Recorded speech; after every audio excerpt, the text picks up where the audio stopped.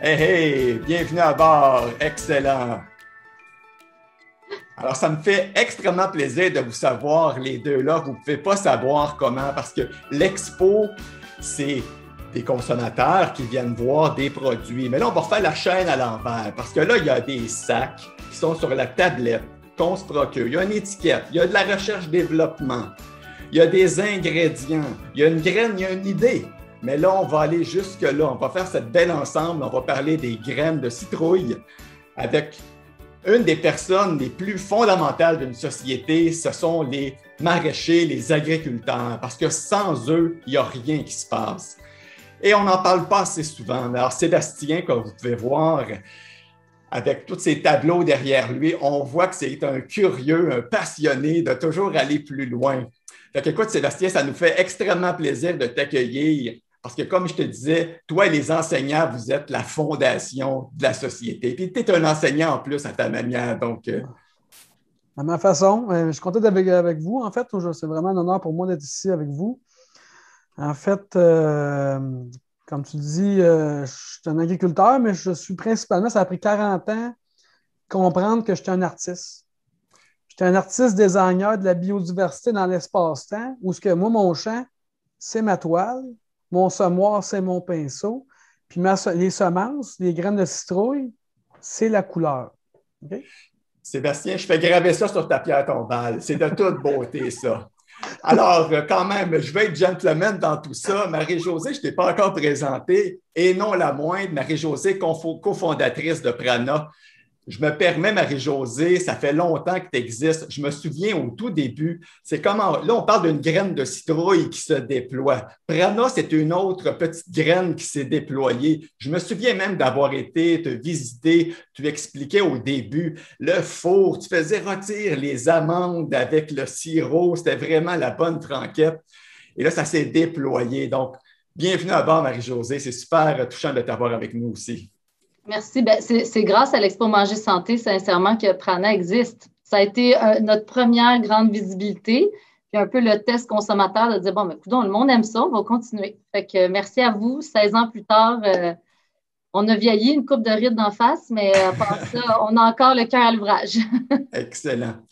Fait qu'effectivement, donc, 16 ans plus tard, la compagnie grandit, mais il y a des valeurs quand même que tu portes, Marie-Josée, depuis les tout débuts, des valeurs d'avant-garde, de toujours essayer d'être curieuse, de voir comment on peut faire mieux. Et ça, je le sais, c'est sur plusieurs fronts. Alors aujourd'hui, on va explorer plus le front de l'approvisionnement local et biologique grâce à un partenariat que tu as développé avec Sébastien.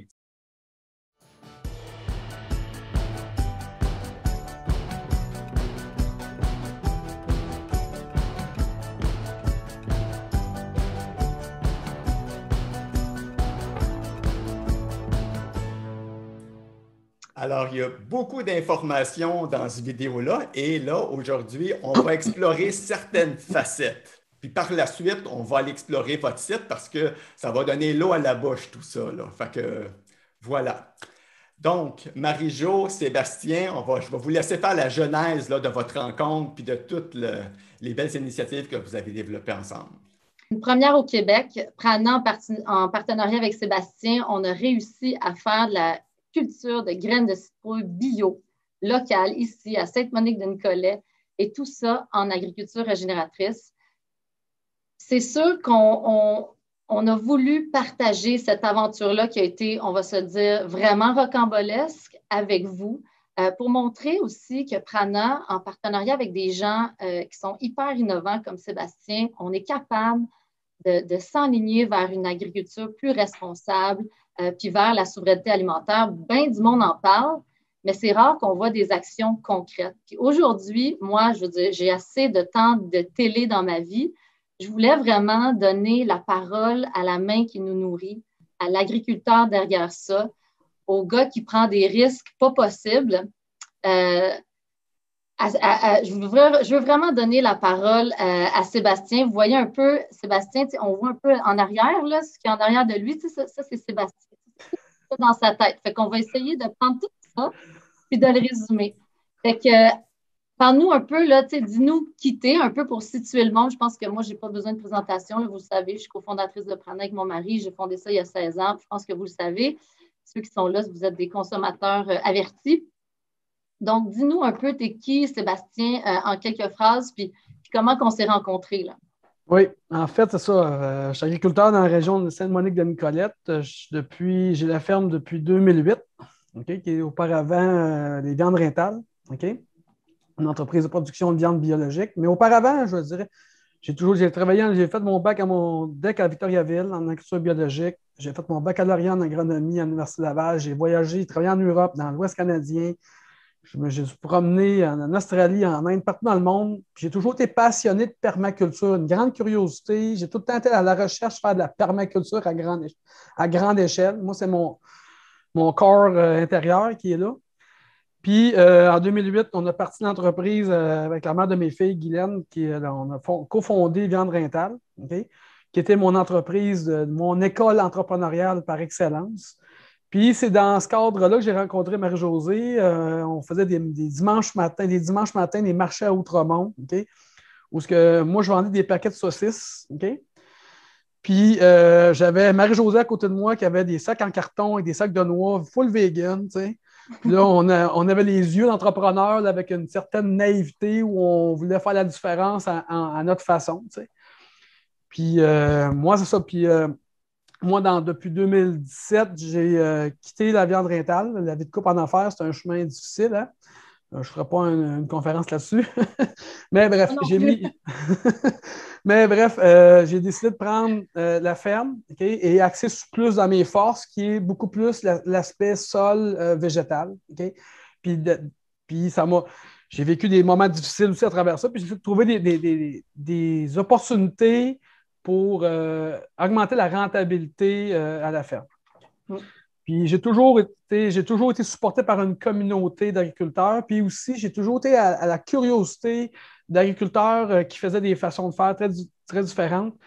Je suis vraiment en contact avec des agriculteurs du Midwest américain aussi, qui ont des façons, tous les couverts végétaux. Les couverts végétaux, c'est les engraveurs, c'est des plantes qu'on sème pour nourrir le sol. C'est toute la synergie des plantes. Moi, c'est comme ça, c'est ça qui m'anime. Fait que bref, je cherchais vraiment. Puis quand j'ai vu l'opportunité des graines de citrouille, c'est apparu dans ma vie, là, les graines de citrouille, wow, tu sais. Puis là, Marie-Josée qui arrive dans ma vie, que je retrouve, elle donne une conférence à Nicolette. Ah, wow, la Marie-Josée, elle existe. Ah, wow, c'est un peu. Puis là, je dis, crème, je pourrais faire ça. Puis en plus, la technique est venue aussi d'une pratique, parce que je sais que la pratique qu'on a vue sur la vidéo, c'est qu'il y avait du seigle roulé, okay?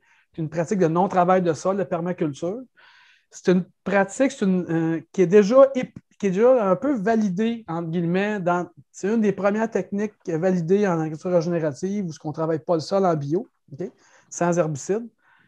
Puis je me suis dit, c'est intéressant. Puis là, la graine de citrouille, intéressant. Puis aussi, c'est que comment on peut travailler aussi en partenariat avec d'autres agriculteurs. Fait que je voyais tout le potentiel. C'est ça. Moi, de mon côté, il y a une dizaine d'années, j'étais allée en Autriche. Puis en Autriche, je veux dire, c'est la graine de citrouille partout. Il y en a vraiment partout, de l'aéroport jusqu'au dépanneur. Il y a de l'huile de citrouille partout. Il n'y a pas d'huile d'olive, c'est vraiment de l'huile de graine de citrouille. Puis je me suis dit, ils ont un climat qui sont vraiment semblables. Pourquoi au Québec, on n'est pas capable de cultiver une graine de citrouille, une variété qui serait plus québécoise? Puis bon, puis c'était un de mes grands rêves, là, quand j'ai parti Prana, d'être plus proche de la main qui nous nourrit, d'avoir des projets en agriculture locale et tout ça. Je n'avais pas trouvé le filon. Puis là, en mars dernier, en pleine pandémie, Sébastien m'appelle, « Hey, je viens de trouver un camion pour faire des graines de citrouille. » Puis là, je suis comme, « Oh mon Dieu, j'ai l'impression qu'on serait capable de faire quelque chose en partenariat, que lui prenne le côté culture, pas cultivation, je pense pas que ça se dit, mais culture. Puis nous, on prenne le côté commercialisation. » Fait que de là, un peu, c'est une idée folle. Puis là, Sébastien, avec nos idées folles, nous deux ensemble, c'est fou, on s'est embarqués là-dedans.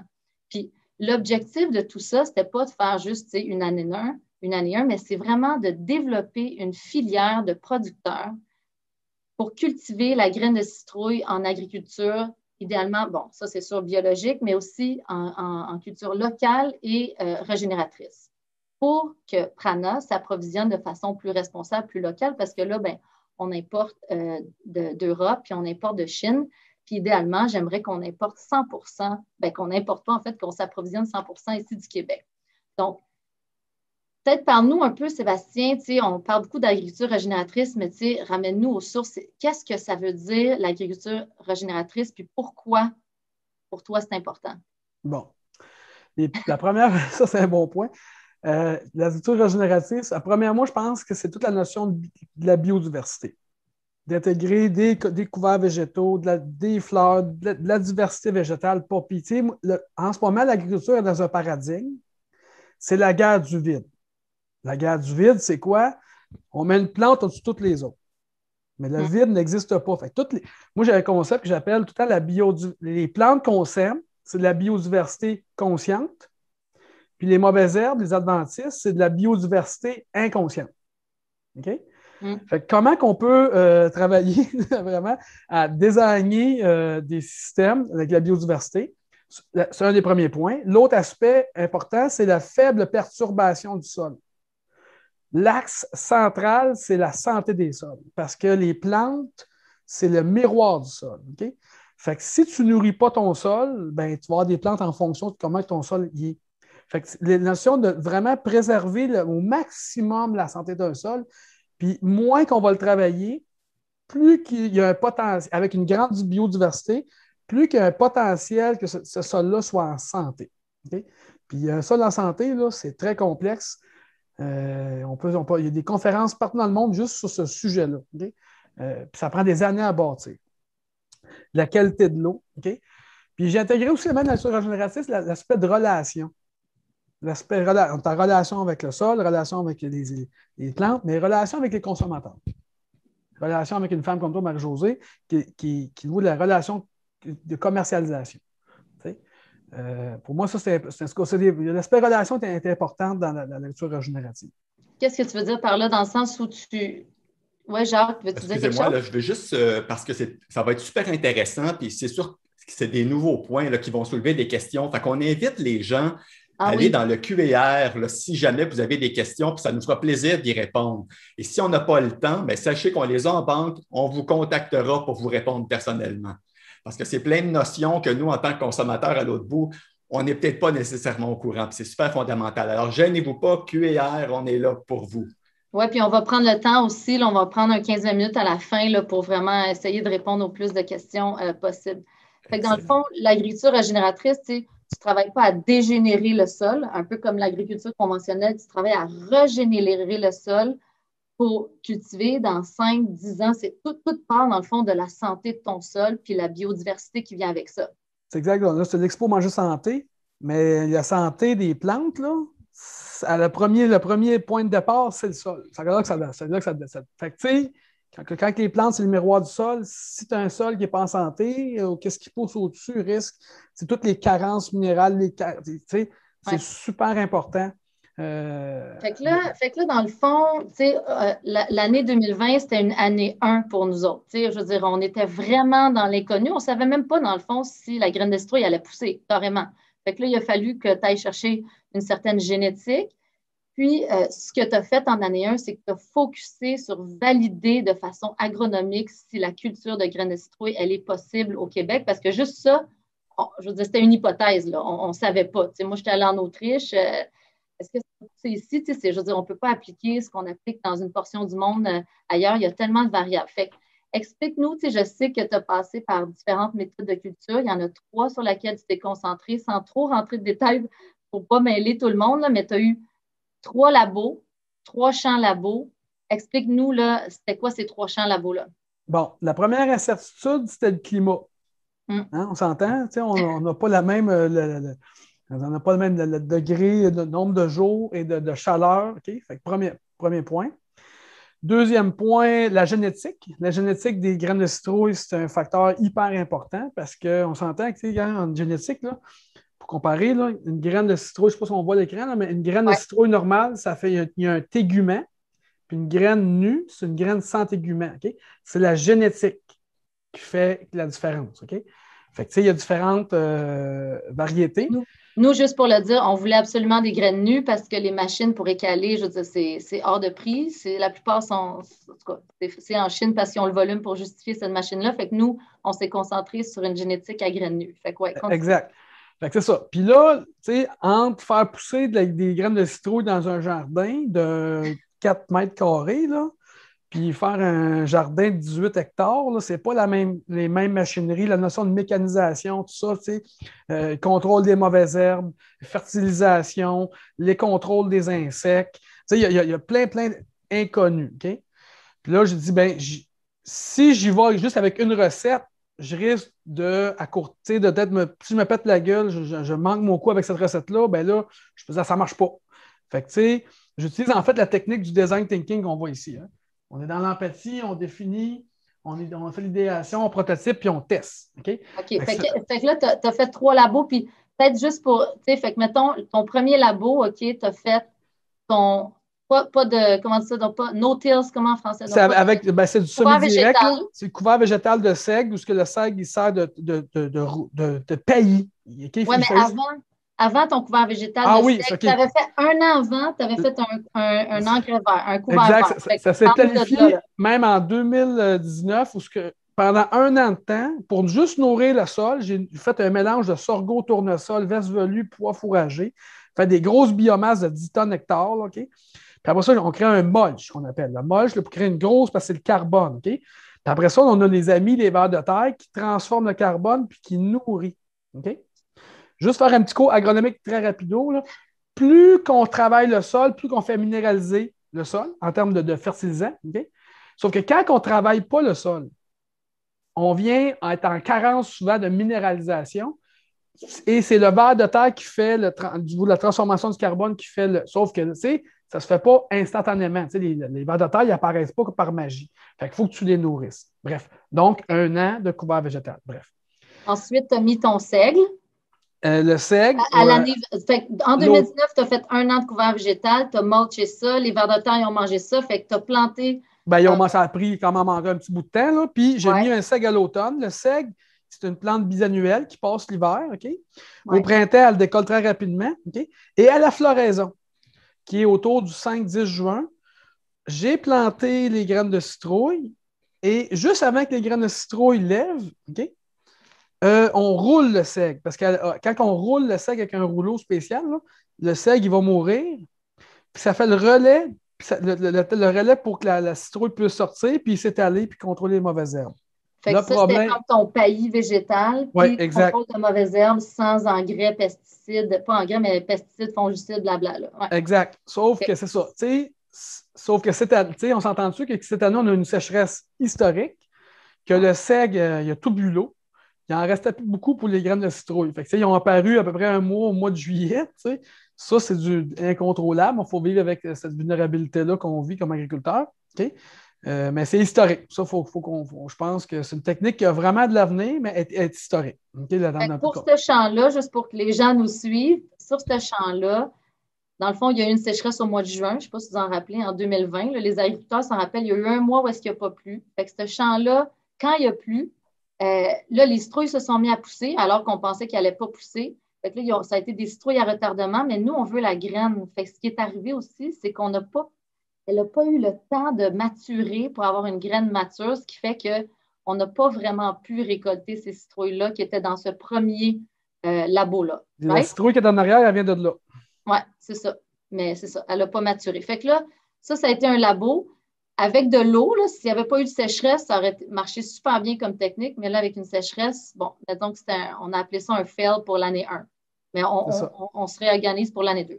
Fait que là, parle-nous de la technique, l'autre labo, le deuxième labo des 3 sœurs. Le labo des 3 sœurs, je me suis dit, bon, ben là, je ne sais pas, il y en a qui ont écouté le reportage à semaine verte sur les corridors solaires. Ça explique bien la technique des corridors solaires de semer à double espacement puis mettre de la biodiversité entre les deux. Je me suis dit, ben, t'as peu, ça va réduire mon risque. En termes, je vais avoir un revenu de mon maïs, puis je vais mettre ma courge. Puis là, la mille pas, c'est pas moi qui ai inventé ça. Hein? Fait que c'est une recette qui devrait marcher. Okay? Fait que j'ai dit, ben, je vais essayer ça. Sauf que là, c'est vraiment, là, à cause de la pluie, justement, les graminées, il y a eu j'ai eu un problème de mauvaises herbes. Les graminées ont complètement ultra compétitionné la courge. il a manqué de lumière, il a manqué aussi un peu de fertilisation. Bref, fait que ça aussi, ça n'a pas marché. Rappelle-nous, les trois sœurs, c'est maïs, courge, légumineuses. Légumineuses haricots. Okay? OK. L'haricot qui grimpe. C'est vraiment une recette de synergie qui marche. OK? Ouais. Juste un petit comme ça, la légumineuse, c'est une plante qui n'a pas besoin d'azote. Elle va chercher son azote dans l'air via les rhizobiums. En tout cas, bref. Tandis que le maïs et la courge, c'est des plantes qui ont un plus grand besoin d'azote, d'engrais pour pousser. Okay? Donc, les légumineuses vont fixer l'azote dans le sol qui va être bénéfique pour faire pousser le maïs puis la courge. Fait que ça, mais on s'entend cette année, ça n'a pas marché à cause de l'invasion des mauvaises herbes due aussi à la sécheresse. Oui, puis c'était un peu cow-boy aussi, il faut le dire, cette technique-là. Là. Ça, c'était un peu, là, OK. Mais elle a du potentiel, mais on va peut-être la scaler, la refaire, mais à différentes. Je vais tout remodifier des paramètres pour la réussir. On ne voulait pas te dire que c'était cowboy, mais bon, maintenant que tu l'as découvert par toi-même. Fait que là, la troisième, on va vous le dire, ça a marché. Ça a vraiment marché. Fait que ça, c'était un champ hyper biodiversifié, sarrasin, tournesol. Exact. Ça, c'est une culture. Mais en fait, je suis allé avec un travail de sol. Tu sais, je suis allé avec une recette. Travail de sol un petit peu en bio, dans la surface. Après ça, j'ai fait une série de sarclages. Okay? Le sarclage, c'est des outils à pattes qu'on va venir perturber la surface ou vraiment contrôler les mauvaises herbes. Puis, à travers ça, j'ai semé du tournesol et du sarrasin pour comme, venir occuper l'espace. Puis, je me suis dit, le sarrasin, il n'impactera pas beaucoup la courge. Ça, c'est vrai. On a eu quelques mauvaises herbes graminées à des places, mais les plants ont bien poussé. C'est intéressant. Sauf que j'ai eu ça, on rentre dans la petite technique, là. C'est que j'ai aussi un enjeu de germination. Okay? C'est une semence qui n'a pas de tégument, elle n'a pas de protection. Fait que c'est vraiment un enjeu ça prend comme une petite enveloppe protectrice, un produit pour venir protéger contre les pythiums ou d'autres maladies, bactéries, champignons dans le sol. Okay? Fait que ça, j'ai eu je te dirais, moins de levée, entre guillemets, moins de population que prévu, mais on a quand même sorti un rendement qui est acceptable. Okay? Puis, on a récolté à la main, moi, Marie-Jo. Oui, c'est ça l'affaire, c'est que c'était vraiment la jungle, là. Si on s'entend, on ne pouvait pas passer un tracteur là-dedans, puis on était supposé, avec toute la gang de Prana, d'aller aider Sébastien à ramasser les citrouilles qui étaient un peu comme dans un chercher-trou. Puis finalement, à cause de la COVID, on ne pouvait pas envoyer un autobus. Fait que bref, moi puis Sébastien puis son employé, on s'est relevé les manches, puis on les a cultivés, on les a, comment dire, on les a... c'est quoi le mot? On les a ramassés, on les a récoltés, c'est ça, on les a récoltés à la main. Ouais. Puis, il faut dire aussi, c'est une variété que j'ai achetée dans une compagnie américaine, okay, qui était plus type pour les jardins. C'est une variété hybride, OK? Ça, on rentre encore plus technique, tu as les pollinisations ouvertes hybrides. Okay? Hybride a plus de potentiel de rendement, mais que tu ne peux pas ressommer la semence. Bref, c'était beaucoup plus. C'est un calibre de semence qui est beaucoup plus petit. Puis sur la machine, là, il y a comme des pics. Habituellement, on roule, on fait des andins, on fait comme des tunnels là, puis on roule, puis là, les citrouilles, ils se piquent, puis ils rentrent dans ma machine. Tandis que là, il était tellement petit que ça ne marcherait pas. Puis avec le tournesol, la biodiversité, ça ne marchait pas. Bon. Ouais. Donc là, le manuel était c'est ça. Fait que là, dans le fond, nous, notre objectif au début de l'année, là, on se disait on va avoir 4 tonnes, puis finalement, on en a ramassé 550 kilos à peu près. Fait que, mais tu disais que, bon, c'était sûr que c'était pas dans nos... On avait des grands objectifs, mais tu disais que au début, tu étais déçu, mais là, maintenant, tu es peut-être moins déçu. Oui, parce que c'est beau faire pousser, là, mais là, après ça, toute la récolte. Le conditionnement. Parce que c'est pas une récolte. Moi, je suis habitué de récolter des graines que c'est sec. Il faut que tu récoltes ça quand c'est sec. Tandis que là, tu récoltes c'est une machine spécialisée que j'ai trouvée. Il y avait une machine au Canada. Il n'y a pas d'être deux. J'ai réussi à trouver, c'était chanceux. Après ça, c'est une machine qui va. Là, tu parles de la machine qui sépare la pulpe, donc la chair de citron. Ouais. La graine. C'est ça, c'est une curiosité, c'est comment qu'on fait, hein, mais c'est une machine vraiment qui va broyer la graine, la chair, OK? Puis il y a comme un gros tonneau, puis là, les graines vont rentrer dans comment on appelle ça, un grillage, OK? Puis là, elle va venir, puis là, c'est un mélange de pulpe humide avec une graine, puis là, il y a un système de vacuum qui va venir aspirer la pulpe, puis après ça, on sort la graine. La pulpe, elle reste au champ. On a essayé de faire des tests de déshydratation pour pouvoir valoriser, mais ça n'a pas marché. C'est très énergivore. Puis, je suis venu à la conclusion que c'est un excellent fertilisant pour l'année 2. Okay? Fait que dans le fond, au niveau environnemental, ce qu'on s'est dit, c'est qu'en ce moment, ça ne fait pas de sens de sortir la pulpe du champ puis d'essayer de la valoriser. En fait, ce qui fait plus de sens au niveau environnemental, qui est le moins énergivore, c'est de ramener la pulpe dans les champs. Il y a 0 transport, puis de faire que c'est un fertilisant, dans le fond, naturel. C'est aussi ce qu'ils font partout dans le monde, en fait. Il n'y a aucune... en ce moment.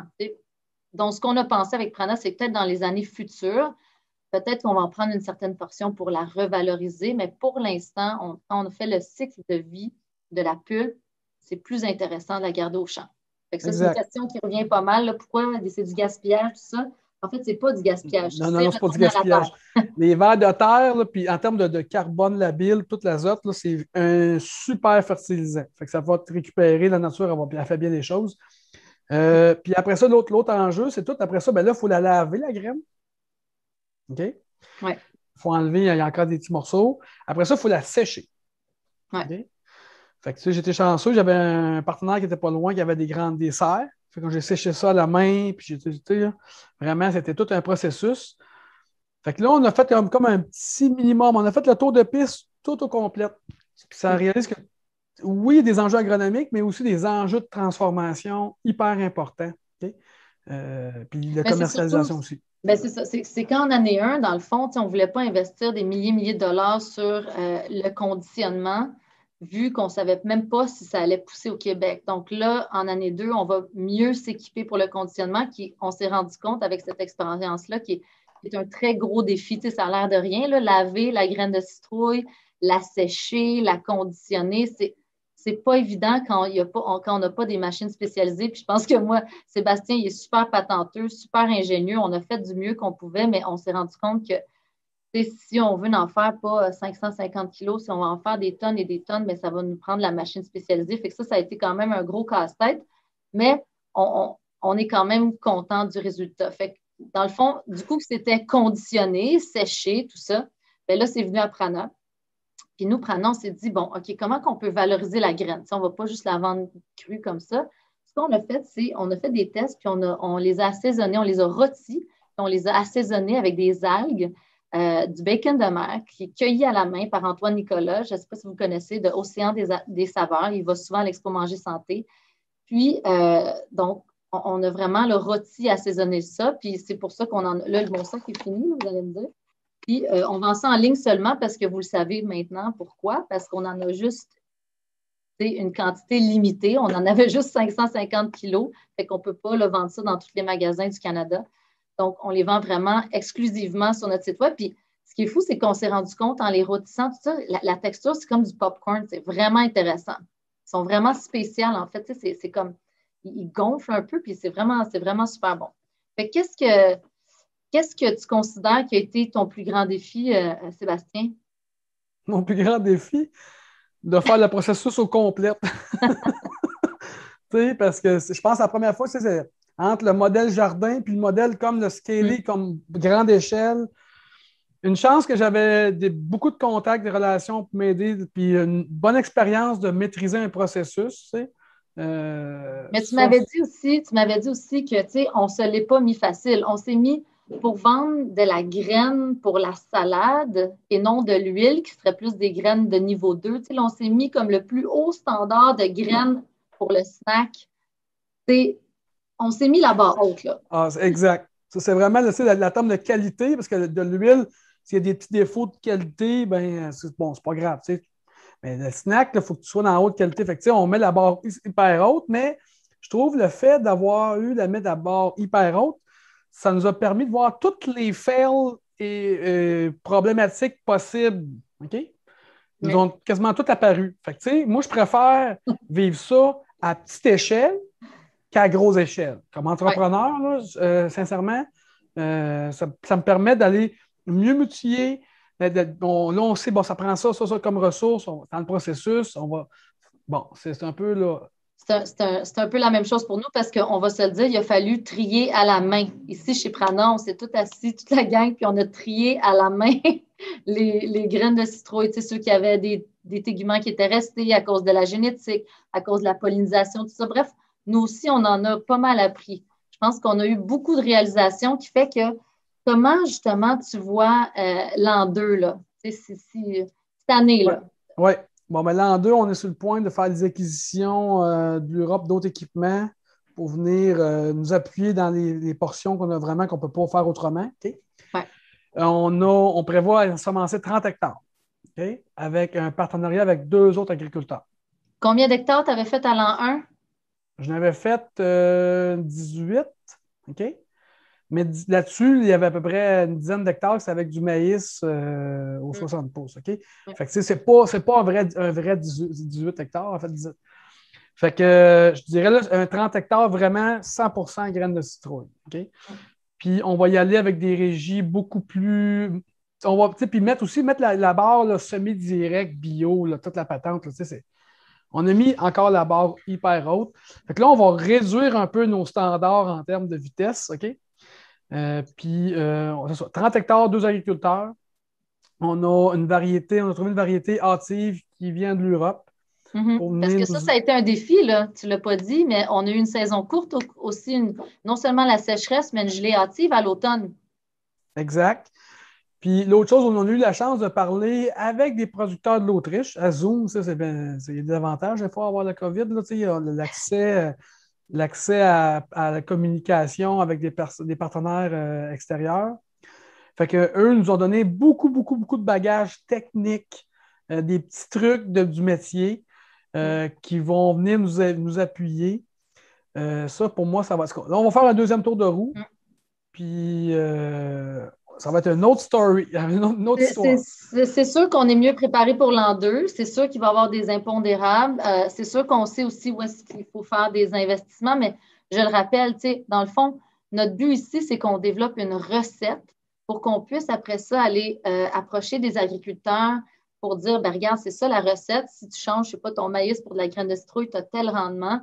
Donc, ça vaut la peine, une graine de citrouille biologique. Puis ensuite de ça, développer une filière pour qu'on puisse approvisionner 100% ici. Fait que c'est vraiment, vraiment extraordinaire, en tout cas pour moi, de voir ce rêve-là qui était un peu fou raide, de le voir prendre forme, prendre réalité. Puis c'est grâce à un partenariat. Je ne sais pas pourquoi les entreprises ne font pas plus de partenariats comme ça. Je trouve ça hyper intéressant que chacun prend son bout de responsabilité. Puis c'est aussi aux consommateurs d'en acheter. C'est ça aussi. Le Prana, pour nous, c'est d'augmenter la demande. C'est sûr qu'on s'occupe de l'offre, mais d'augmenter la demande, de faire en sorte que les gens mangent de plus en plus de graines de citrouille parce que c'est comme ça aussi que la filière va prendre tout son sens. Si le monde n'en mange pas, je veux dire, la filière n'aura pas sa raison d'être. Donc, pour moi, c'est vraiment, comme tu disais, vraiment basé sur toutes ces relations-là où tout le monde, on construit ensemble quelque chose vers une souveraineté alimentaire pour le Québec, entre autres avec la graine de citrouille. Fait que je suis vraiment contente que ce projet-là, c'est vraiment une façon concrète de réparer le système alimentaire qui est quand même, on va se dire, assez brisé, qui est un peu tout croche. Et c'est grâce à l'union de nos forces complémentaires. C'est un pas dans la bonne direction avec toutes les marches qu'on a à monter. Je pense qu'on est confiant. Et merci vraiment, Seb, pour ce que tu fais. Merci pour ce que tu es, pour la vision que tu as de l'agriculture, de repousser constamment les limites. Je pense qu'ensemble, on se challenge puis on tripe. Fait que si vous voulez vraiment regarder l'aventure de A à Z, on vous en a fait un petit résumé. On a une vidéo d'à peu près 14 minutes qui explique en images puis en mots toute cette épopée-là rocambolesque. Donc là, maintenant, je vous passe le micro. Je vais regarder vos questions. Puis, je suis certaine que vous avez des questions.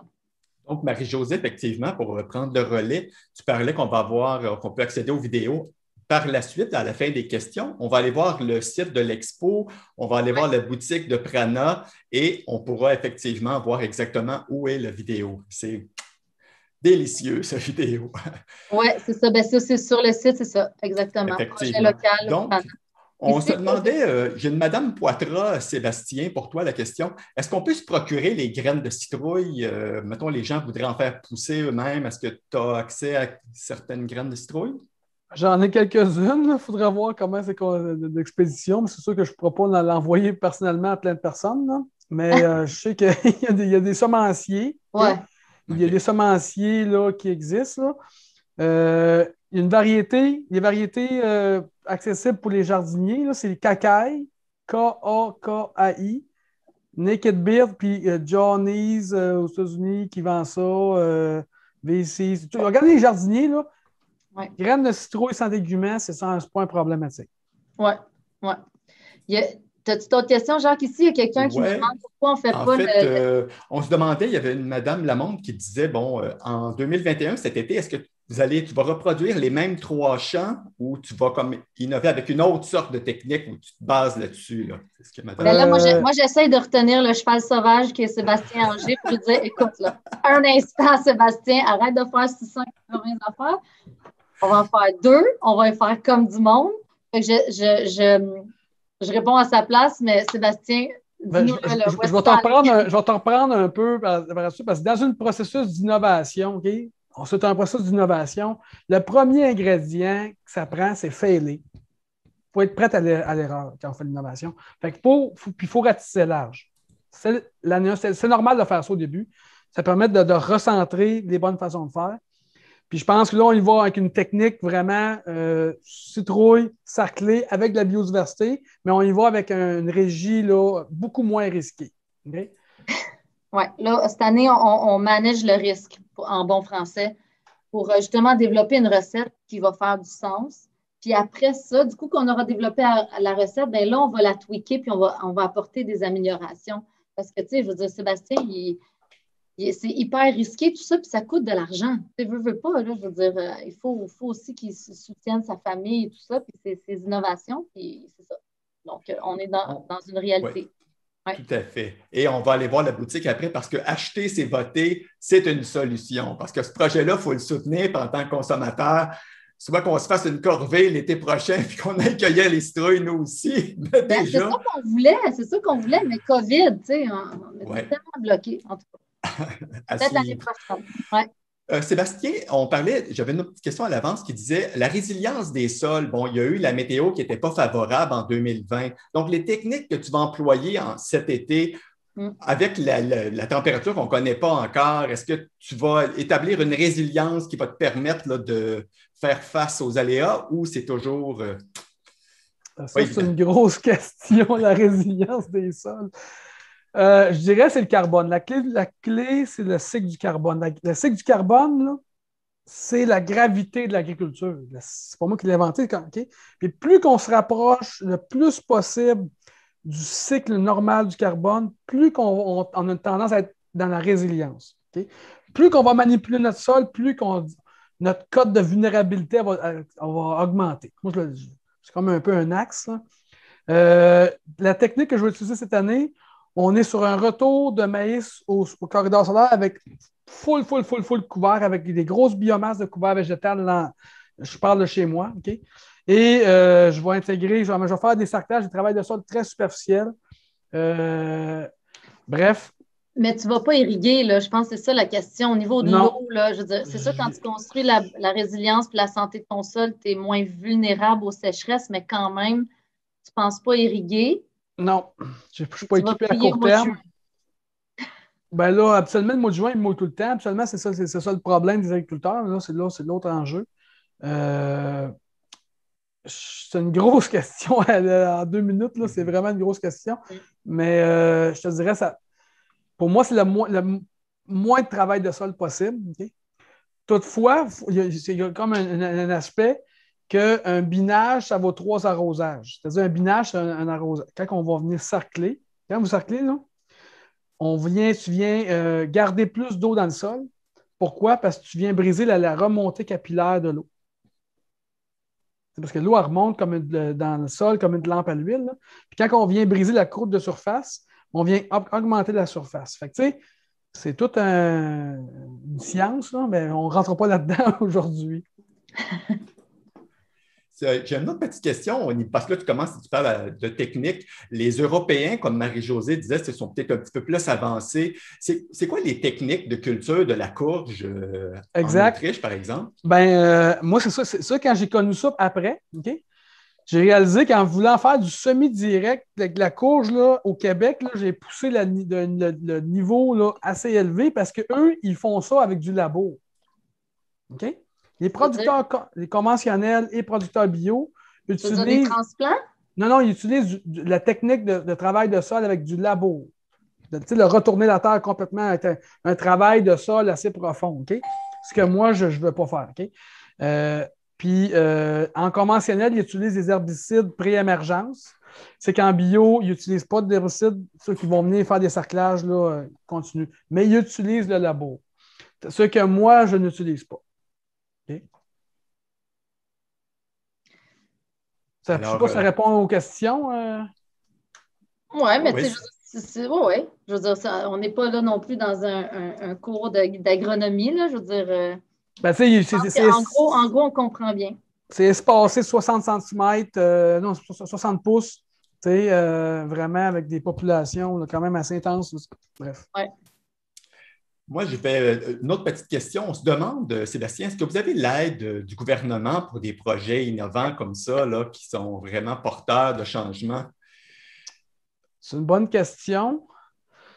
Moi, je pense qu'il fallait faire notre proof de concept l'an 1 pour que les gouvernements ou les fonctionnaires prouvent que ça a du sens. Il faut quand même démontrer une certaine preuve de concept qu'on appelle. Là. J'ai confiance qu'on se fasse supporter dans les années 2, l'année 3, l'année 4. Okay? Sauf que c'est ça, je suis confiant pour le futur, mais il faut pas penser que l'argent arrive comme ça. Il faut mettre des actions en place en premier lieu. C'est ça comme ça que je vois ça. Non, mais aussi, tu m'as déjà dit que, je veux dire, le gouvernement donne de l'argent pour des recettes éprouvées. Donc, dès qu'on est vraiment au niveau de l'agriculture dans l'innovation, c'est extrêmement difficile, comme tu disais, d'aller chercher des sous parce qu'il y a des grandes chances d'échec, en fait. Exact. Mais ça, je vais donner un petit point là-dessus. C'est que le modèle de subvention, il est basé sur un modèle avec les chercheurs. OK? Puis moi, les chercheurs, c'est merveilleux ce qu'ils font, mais ils ne font pas de l'innovation, ils font de la validation. Puis le chercheur, la pire affaire qu'il veut faire, c'est faire des erreurs. Okay? Fait que, tu sais, c'est deux processus différents. Puis les gens confondent une innovation et une validation. Puis l'argent est pour la validation, mais pour l'innovation, c'est pas un processus qui est connu. Ben, c'est risqué pour tout le monde, c'est risqué pour le gouvernement, donc c'est dur de demander des investissements. Disons qu'on a eu zéro sous là, l'année passée. Là, on demande peut-être pour un peu de la machinerie au MAPAC, là, on va essayer d'aller chercher quelques subventions. Merci puis de félicitations. Ça, il y en a un beau gros bouquet dans les commentaires. Ce n'est pas des questions spécifiques, mais ça, c'est vraiment, là, les gens sont admiratifs, puis ils sont en pensée derrière toi, puis puis derrière vous, les deux, parce que Marie-Josée, il fallait aussi y croire aussi à ce projet-là, puis d'avoir cette volonté-là de créer ce mariage-là. Voilà, c'est une belle équipe. C'est un travail d'équipe. Ben ouais, il y a quelqu'un qui demandait à propos de la graine de tournesol, peut-être rapidement, oui. Sébastien. La graine de tournesol, c'est une plante incroyable, vraiment, que je veux intégrer sur ma ferme. Je prévois d'en faire des tests cette année aussi. Okay? Ça aussi, il faut penser aussi qu'il y a l'étape de la récolte puis de la transformation est un goulot d'étranglement important dans le processus. Puis d'avoir les équipements, ça aussi, c'est comme le frein. Mais on va venir tester le tournesol là, avec des variétés pour c'est dans les projets. Oui. C'est plus facile à dire qu'à faire. C'est ça. Excellent. Écoutez, là, on est super motivés là, comme consommateurs. On a écouté une super belle conférence. Alors, on va passer à la prochaine étape. Acheter, c'est voter. Donc, on va se rendre sur le site de l'Expo, si vous voulez bien. Puis, on va aller voir où on peut se procurer ces belles graines de citrouille-là et toutes sortes de beaux produits Prana, finalement.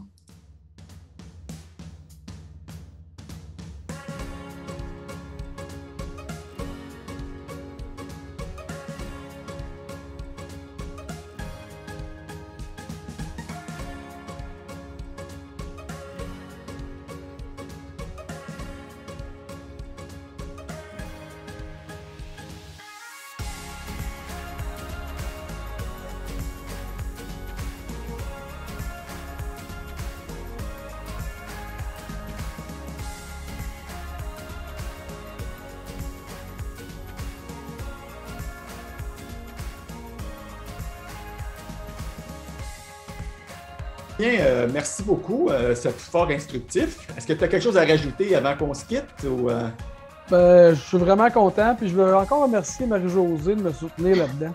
OK? Parce que pour moi, c'est important. Tu sais, moi, comme entrepreneur, j'ai appris qu'on a des forces, des faiblesses. Tu sais. Moi, je suis quelqu'un de développement. Les processus, c'est pas ma force. OK? Je suis quand même pas si mauvais, mais puis je suis meilleur en équipe. OK? Je suis vraiment meilleur en équipe. Mes talents, on les voit plus en équipe. Ils s'exercent plus en équipe. Puis pour moi, d'avoir une Marie-Josée avec toute son équipe qui me supporte, là, moi, ça me donne du gaz. Tu sais. Ben, moi je vais finir un peu sur cette même veine-là. Merci à toi, Sébastien. Moi, j'ai toujours cru à bien s'entourer. C'est ça qui fait un bon entrepreneur. C'est ça qui fait une entreprise qui fait une différence. C'est qu'on rallie les gens autour de notre raison d'être, autour de notre vision. Puis de là, ben, on s'investit à tous les jours dans un monde meilleur pour une génération future qui va manger pas des ordinateurs, mais des produits sains, qui va respirer de l'air frais et qui va boire de l'eau pure. Ça a l'air vraiment niaiseux de même, mais vous allez voir qu'un jour, ça va pas être si niaiseux que ça. Fait que merci à vous pour cette belle opportunité. Puis si vous avez d'autres questions, si vous savez où nous trouver. Donc merci.